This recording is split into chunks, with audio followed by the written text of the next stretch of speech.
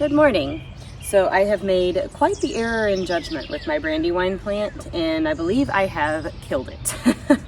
So yesterday we had so much rain again, and so yesterday I came outside with a towel and I decided I was going to wipe off the leaves and tried to get any fungus spores off that might have been on them. But in the process, I sprinkled some baking soda onto that towel because I thought, you know, baking soda is supposed to help get rid of spores, right?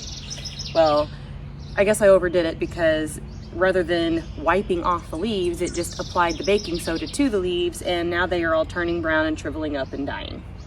So I don't see much saving this plant because right now, this little bit right here is the only one that's not like brown and shriveled up. So looks like I'm gonna have to pull this plant. I'm gonna run to the garden center on Saturday and buy one more, probably another one of these, and stick in here instead.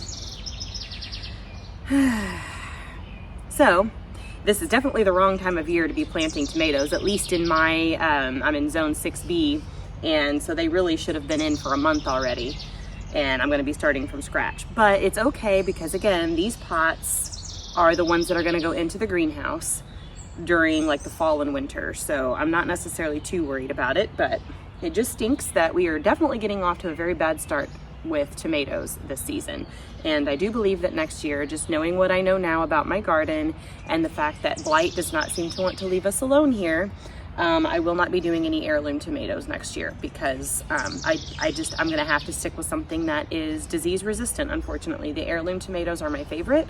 I would prefer to grow nothing but heirloom tomatoes personally, and some cherries, but it's just not gonna work in this garden. So until we can eliminate all blight and not have the problem again for at least like 2 summers in a row, I am not gonna bother with heirloom tomatoes. So I'll probably go back and get another one of these Amelias. I have no idea what the fruit is going to taste like. I've never heard of them. I've never eaten them, so I don't know. But they are bred specifically to be disease resistant. And so I think putting it in the pot where blight has been, even after washing and scrubbing and bleaching, I think that is the best call. So probably get another one of those and a little bit of extra soil because, you know, I got enough basically for one pot. There's a little bit left in the bag, but not enough to fill another whole pot. So I'll have to get more stinking soil. Oh, I'm so tired of buying soil. And another tomato plant. I do luckily have a little bit of mulch left, probably enough to remulch this. So, and I'll probably have to get a couple more marigolds because since this one has been in the soil with a tomato that has blight, I don't want to put it back in the soil and put the blight right back into the new soil. So that'll be the plan for this weekend. My goodness, it's so tiny. I'm not even sure how well you can see it, but that's a little baby garden spider. You know, the ones that have like the big black butts with the yellow squiggly line down the center of it? I've never seen one in my garden before. I'm so happy to see this. I've seen more spiders in my garden this year than I ever have, and I've been seeing ladybugs. So this is the first year that I've really tried to adopt the idea of permaculture into my gardening in the way that I blend all of my plants and manage my soil and everything. And, you know, I was starting to see some pests. I was getting some cucumber beetles, and now I am seeing none. Like, they are all gone, and I'm seeing predator bugs in my garden instead. And that's something that before this year I never really had. So I'm super excited to see this, and I'm curious to see as the summer goes on what we're gonna get, especially as my squash plants get bigger, because I've always had squash bugs in the past, not the beetles, but the actual bugs. And they decimate things pretty quickly. So I've not had a successful crop of zucchini or squash in my garden before since I've lived in this house. But since I completely eliminated all of the soil last year and started completely over, and squash bugs tend to overwinter in the soil, and so once you get them in your soil, they just never like to go away. I'm hopeful that they won't find me this year, and that if any do show up, that these predators are going to take care of them.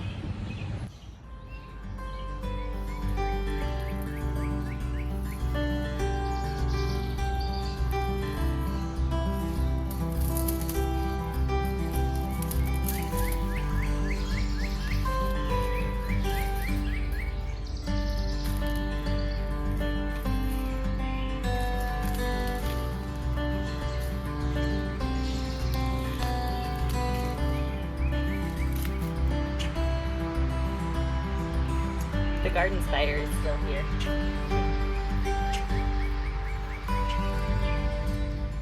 There it is. Looks like it's sticking around. Can't wait to see it build a big old web. Meanwhile, look at all of these lettuces. This one is definitely bolting, and this one. So I'm kind of waiting it out. I don't want to pick it too early because I won't have the stuff to make my salads until this weekend, Saturday and Sunday. But it's definitely time to give these all a nice chop, probably Sunday or Monday. Oh, look. They have our first little jalapeno growing.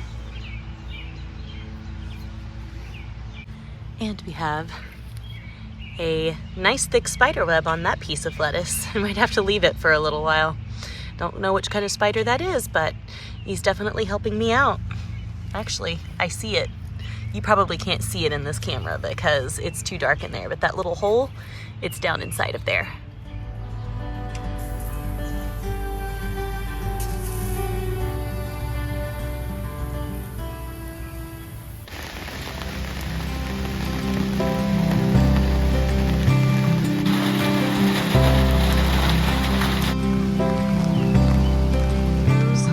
One more time.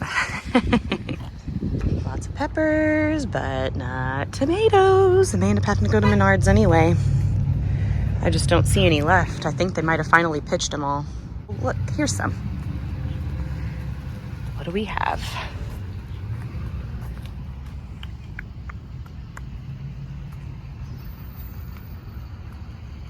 Looks like they at least got rid of all of the diseased ones.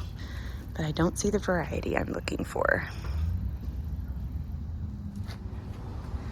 Let's see, do they still have the Amelias? Do you see them, love? Nope. Oh, shoot. Well, at least they got rid of the diseased ones that they had here, for crying out loud. Oh, but here, there's the German Queens, and look at that. So they got rid of the ones that were like basically dead, but they still have diseased German Queens. Okay, so here's the question. What are we gonna get?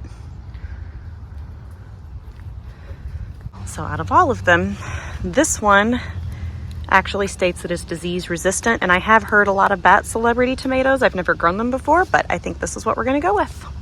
While we're at it, we're getting this too, partially for Emily and partially for me, just because bubbles are fun.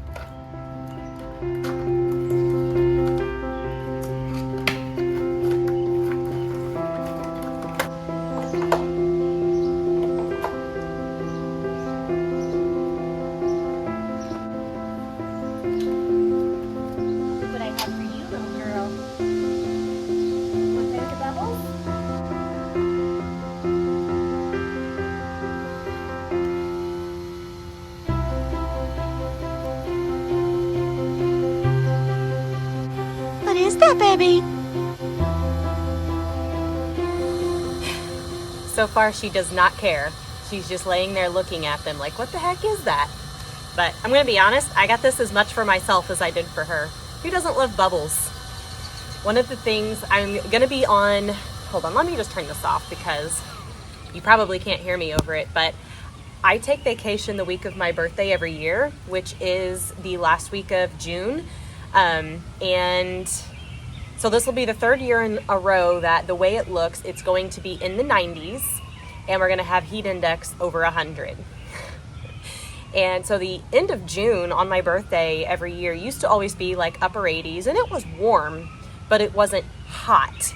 And that's just really not the case anymore. So climate change has definitely gotten the better of me for vacation, and I'm honestly thinking that from now on, rather than taking off the week of my birthday, I'm going to start taking off the first week of June, because that seems to be the last good week of weather we have before it starts getting up into the 90s and high heat index. So anyway, for my week off, just want to do kind of some fun stuff, and especially knowing that it's going to get hot. So I was like, I'm going to pick up a bubble machine and a little splash pad, which I kind of did some shopping around this morning, and I found one that I will go back and get, and it's at Menards, but it's one that's for like ages 18 months and up. So it's wider, but it only splashes just a little bit. So you could like, you know, sit in the middle of it and not have it just completely soak you, which is kind of what I'm looking for. So I'll probably go back and get that, but you know, I'll have that and some bubbles and my little kiddie pool for tanning and just some stuff to help keep me cool. That's also kind of fun. So I don't know. I think I've kind of been thinking lately about summertime whenever I was a kid, and I miss some of those fun little activities that made the summertime so exciting. And so I thought, why not bring some of it back, even though I'm getting ready to turn 39 years old? Who doesn't love bubbles, and who doesn't love a little bit of water when you're in high heat? So that's what I'm going to do for my birthday this year. But there are a couple of little earthworms wriggling around on my concrete here since I just dumped my pool, so I can kind of clean it out. So I am going to stop filming and rescue those and get them off the concrete before they cook. And then I need to go inside and start curling my hair, because we have a friend of mine, her 40th birthday is tomorrow. And so tonight we are doing a murder mystery dinner for her, and it is 1920s themed. So I have to do my hair as 1920s. So I'm gonna get to it. So I finished my pin curls. I've never done a true 1920s hairstyle before, so I don't have a ton of confidence in how this is going to turn out, but I need to let these set and cool, and I'm going to leave them for a while because my hair is thin and fine and it doesn't hold curl very well. So rather than just let them cool and take them out, I'm going to leave them in for a while. I'm going to do some video editing and what have you, and come back in like an hour and work on the rest of this. So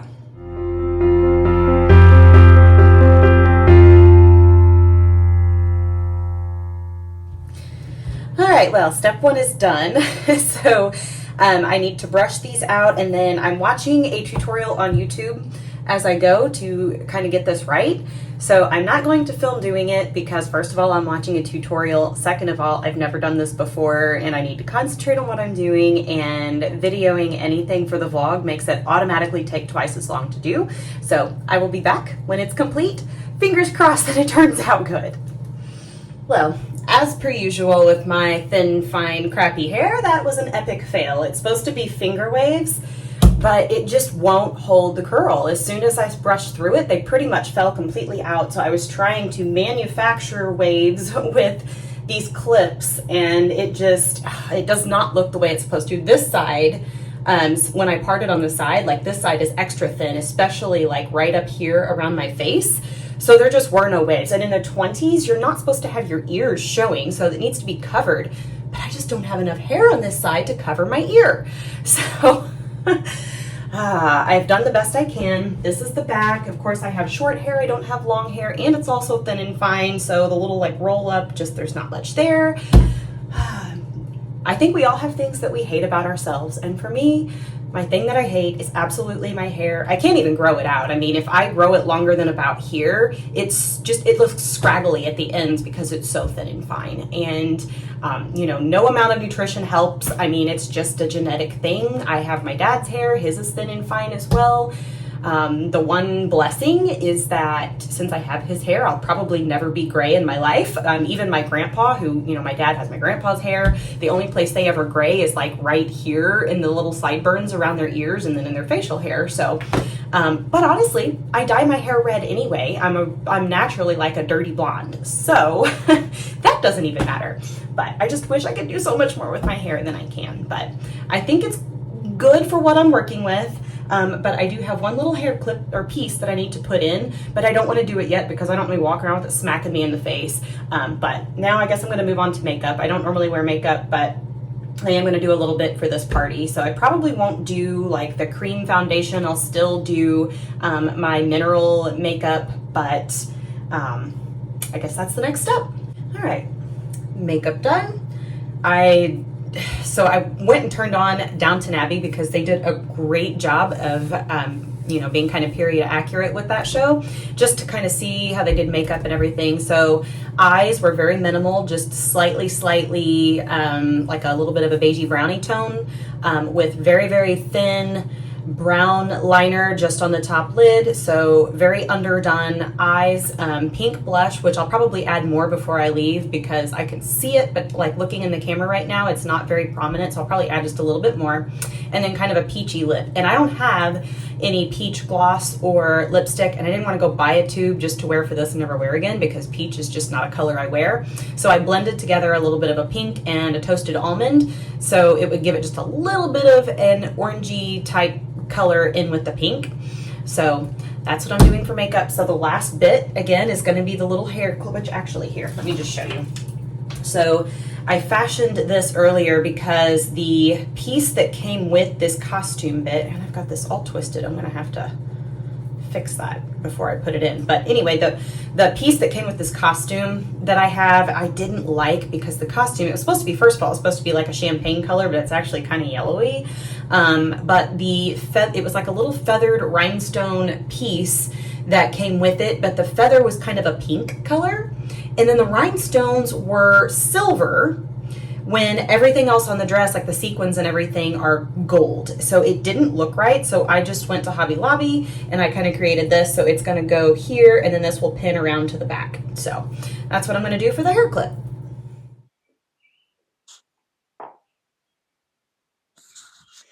All right, all ready to go. I have to use my mics, otherwise you'll never be able to hear me from across the room.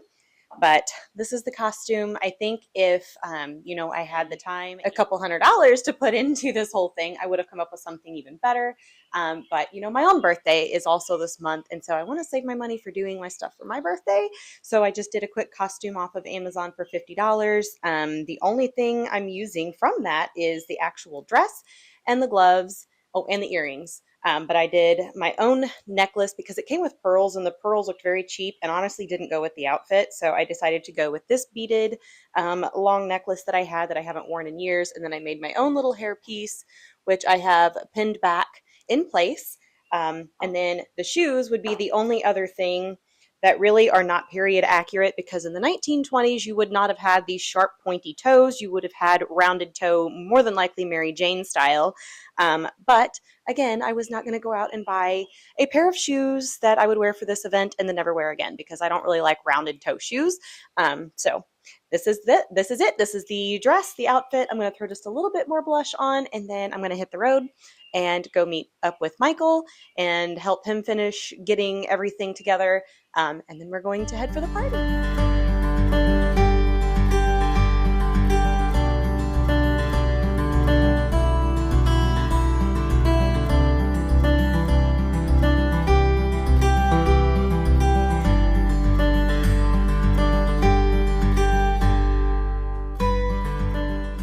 I ran out to Menards this morning and bought this splash pad.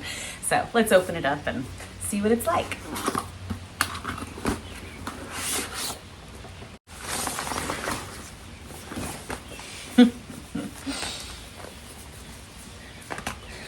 I'll have to text Michael because he asked, if you can see on the box, it has 2 frogs, and he was like, are those frogs part of it or is that something extra? And I was like, nope, they're part of it.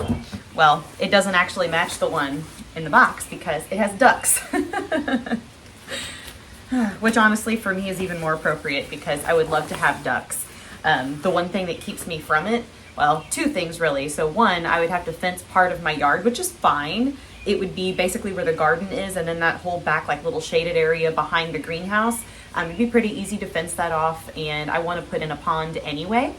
But the main thing that stops me, first of all, obviously the expense of actually fencing it off, but then mostly it's the fact that ducks, just like chicks or chickens, you would need to let them out of their coop every morning and put them up every evening.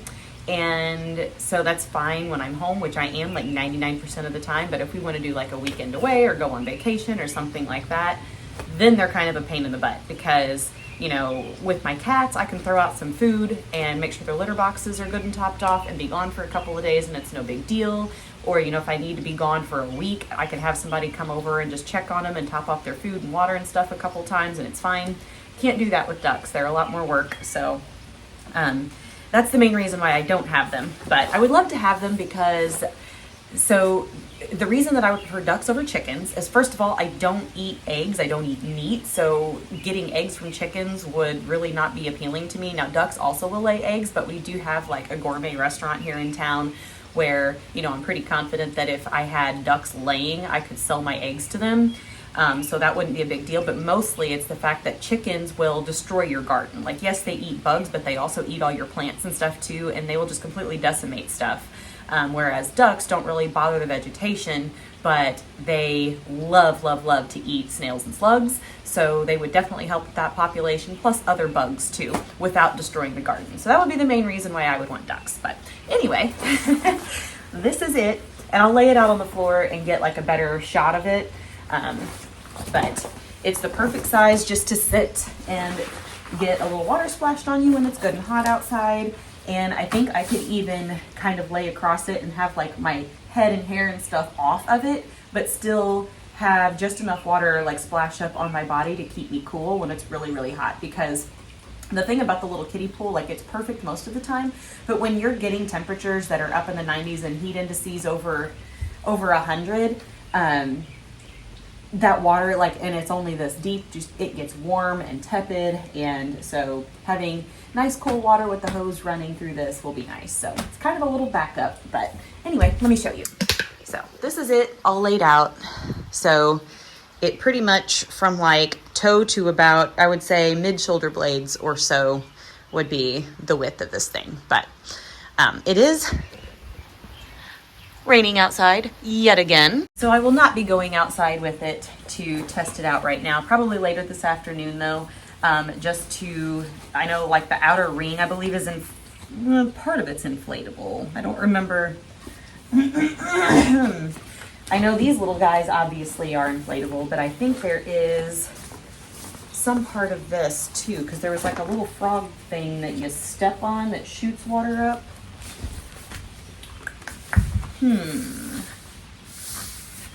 Well, where is it? Oh, I bet it's this.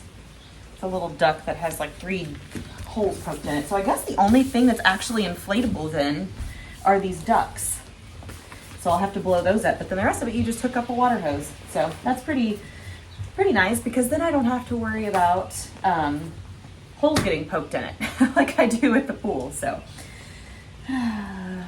I know, I'm being a big kid this summer.